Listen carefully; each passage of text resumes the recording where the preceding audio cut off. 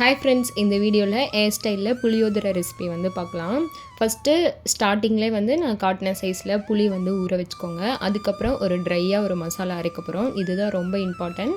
First வரக்கொத்தமல்லி, ஜீரகம், வெந்தயம், கலருக்காக 2 காஷ்மீரி சில்லி வந்து போட்டுக்கிறேன். காரத்துக்கு ஒரு 5-6 வரமிளகா, அது கூடவே கருவேப்பிலை போட்டு ட்ரை ரோஸ்ட் பண்ணிக்கலாம். இது ஆறட்டும். அதுக்குள்ளே நம்ம தாளிக்கிறதுக்கு நல்லெண்ணெய் ஊற்றிக்கோங்க.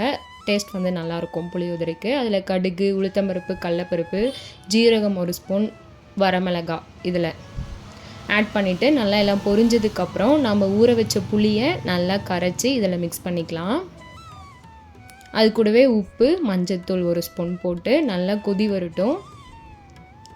அப்போ நம்ம கருவேப்பிலை, தட்டி வச்ச பூண்டு இதை ஆட் பண்ணி நல்லா கொதிக்கட்டும். நல்லா கொதிச்சதுக்கப்புறம் நம்ம ட்ரை ரோஸ்ட் பண்ணதை நல்லா ஃபைன் பவுடராக அரைச்சி இதில் வந்து நமக்கு ஒரு 2 to 3 ஸ்பூன் வந்து ஆட் பண்ணிக்கலாம். நம்ம ஃப்ரெஷ்ஷாக ரெடி பண்ண புளியோதரை பவுடர் ஆட் பண்ணோடனே அந்த கலர், டெக்ஸ்சர், அந்த அரோமா அது எல்லாமே டோட்டலாக சேஞ்ச் ஆகும். கண்டிப்பாக ஒரு டைம் ட்ரை பண்ணி பாருங்கள். இந்த டேஸ்ட் உங்களுக்கு கண்டிப்பாக பிடிச்சிரும். நல்லா இந்த மாதிரி எண்ணெய் பிரிஞ்சு மேலே வரணும். அதே டைம் வந்து கெட்டியும் ஆகிடும்.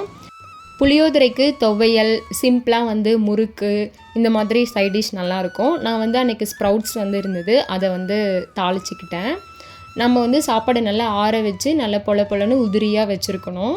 அது கூட நம்ம செஞ்சு வச்ச புளியோதரையை வந்து மிக்ஸ் பண்ணிக்கலாம்.